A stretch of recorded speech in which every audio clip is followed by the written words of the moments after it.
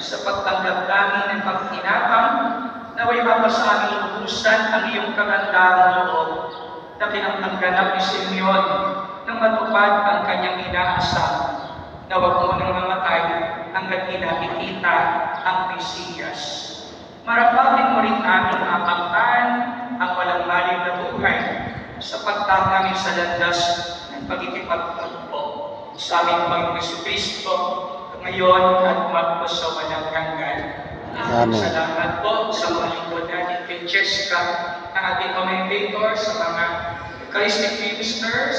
sa mga greeters po natin, sa mga bag collectors, salamat po sa inyo lahat, sa mga altar servers, sa Focus for Christ, ang ating choir sa umaga nito, ang media ministry, kila Diego, kila